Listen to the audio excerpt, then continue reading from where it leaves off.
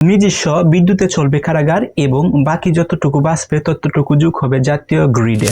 So Bangladesh সরকার কিন্তু একটা দুর্দান্ত এবং আউটস্ট্যান্ডিং একটা পারফরমেন্স বা আউটস্ট্যান্ডিং একটা সিদ্ধান্ত নেওয়ার চেষ্টা করতেছে। সেটা হচ্ছে বাংলাদেশের যে কারাগারগুলো আছে, বিশেষ করে বাংলাদেশের কিন্তু অনেকগুলো কারাগার আছে। এখন ওই কারাগারে হচ্ছে বাংলাদেশ সরকার সিদ্ধান্ত নিচ্ছে যে সোলার প্যানেল এখানে লাগাবে। সোলার প্যানেল যদি এখানে লাগাই তাহলে মানে সৌরবিদ্যুতের মাধ্যমে বিদ্যুৎ উৎপাদন হবে। সো এই বিদ্যুৎ উৎপাদনটা যদি হয় তাহলে কিন্তু জাতীয় গ্রিড থেকে কোনো প্রকার বিদ্যুৎ কিন্তু বাংলাদেশের যে জেলখানা বা কারাগারগুলো আছে সেখানে কিন্তু কোনো প্রকার বিদ্যুৎ সাপ্লাই দেওয়া লাগবে না। সো বাংলাদেশের রাইট নাও যতগুলা কারাগার আছে বা জেলখানা আছে সেখানে যে পরিমাণ বিদ্যুৎ পার ডে বা যে পরিমাণ মেগাওয়াট বিদ্যুৎ পার ডে সেখানে হচ্ছে লস হয়, এই লসের হাত থেকে কিন্তু বাংলাদেশ বেঁচে যাবে এবং বাংলাদেশের এই যে বিদ্যুৎটা আছে সেটা কিন্তু সারা বাংলাদেশের দুনিয়াটাকে ডিস্ট্রিবিউশন করে দেয়। তাহলে হচ্ছে অনেকটাই কিন্তু বাংলাদেশের বিদ্যুৎ যে একটা সংকট থাকে বা সমস্যা থাকে সেটা কিন্তু দূর হবে।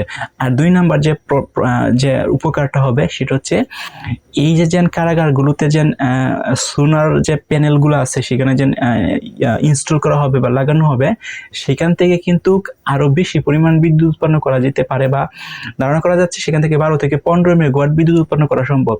সো 12 থেকে 15 মেগাওয়াট বিদ্যুৎ কিন্তু প্রত্যেকটা কারখানায় কিন্তু পার ডে কিন্তু লাগে না। সো বাকিটুকু যে বিদ্যুৎ বেঁচে থাকবে বা লাভ হবে সেই বিদ্যুৎটা জাতীয় গ্রিডে অর্থাৎ বাংলাদেশের বিদ্যুতের জাতীয় গ্রিড আছে সেখানে যুক্ত হয়ে যাবে। সো চিন্তা করে দেখেন, এক্সট্রা বিদ্যুৎ জাতীয় গ্রিডে যুক্ত হচ্ছে এবং বাংলাদেশের যতগুলা জেল কারখানা ছিল সেখানে যতটুকু পার ডে বিদ্যুৎ প্রয়োজন হইতো সেটাও কিন্তু জাতীয় গ্রিডে যুক্ত হয়েই থাকবে, অর্থাৎ জাতীয় গ্রিডতে আর দরকার হবে না। সো ওভারঅল যদি আমরা চিন্তা করে দেখি তাহলে সেভিং বিদ্যুৎ এবং হচ্ছে জেলখানার যতটুকু বিদ্যুৎ লাগতো সেটা তো আর লাগতেছে না।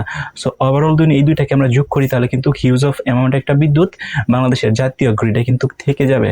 সো এই যে বিদ্যুৎটা আছে এই বিদ্যুৎটা দুনিয়া সারা বাংলাদেশের ডিস্ট্রিবিউশন করে সুন্দরভাবে প্রপারভাবে দিতে পারে তাহলে কিন্তু বাংলাদেশের বিদ্যুতের সংকট অনেক অনেক অনেক অংশই কমে যাবে। এখন প্রশ্ন হচ্ছে যে বাংলাদেশের যে সরকার এই উদ্যোগটা নিয়েছে জেলখানাতে সোলার প্যানেলগুলা ইনস্টল করবে, ইনস্টল করার পর বিদ্যুৎ উৎপাদন করবে। সো লক্ষ্য রাখতে হবে যে শুধুমাত্র যে জেলখানাগুলো আছে, জেলখানা না, এরকম আরো অসংখ্য প্রতিষ্ঠান আছে বা অসংখ্য জায়গা আছে গভর্নমেন্ট যেখানে হচ্ছে শুধু রেখে দিচ্ছে, এখানে কোনো কাজে লাগতেছে না। সো বাংলাদেশের সরকারের যেরকম খাস জমিন বলেন বা বিভিন্ন প্রকার অনেক জমি আছে সেখানে কিন্তু শুধুমাত্র এগুলো পড়ে রয়েছে, সরকারের কোনো কাজে লাগতেছে না।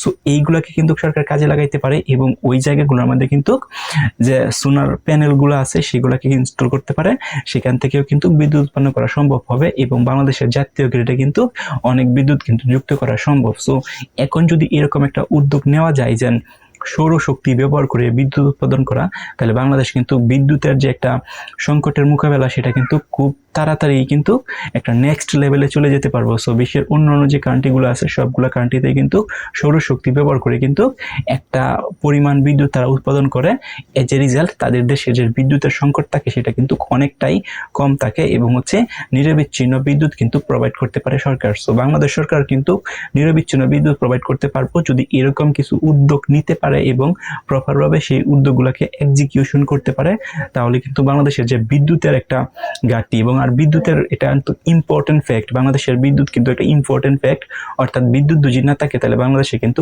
অচল হয়ে পড়ে। অর্থাৎ একটা দেশের অর্থনীতি বলেন বা সার্বিক একটা দেশের স্ট্রাকচারের জন্য আপনি চিন্তা করে দেখেন তাহলে কিন্তু বিদ্যুতেই হচ্ছে একটা মেইন। সো বিদ্যুৎ যদি না থাকে তাহলে এই বিদ্যুতে থেকে কিন্তু আরো মেজর অনেক প্রবলেম কিন্তু বের হয়ে আসবে। সো বিদ্যুৎ একটা গুরুত্বপূর্ণ বিষয়। সো বাংলাদেশ সরকার যদি এরকম সঠিক উদ্যোগ নিতে পারে এবং প্রপারভাবে এক্সিকিউশন করতে পারে তাহলে বিদ্যুতের যে একটা সংকট সেটা কিন্তু খুব দ্রুতই বাংলাদেশের সমাধান হয়ে যাবে।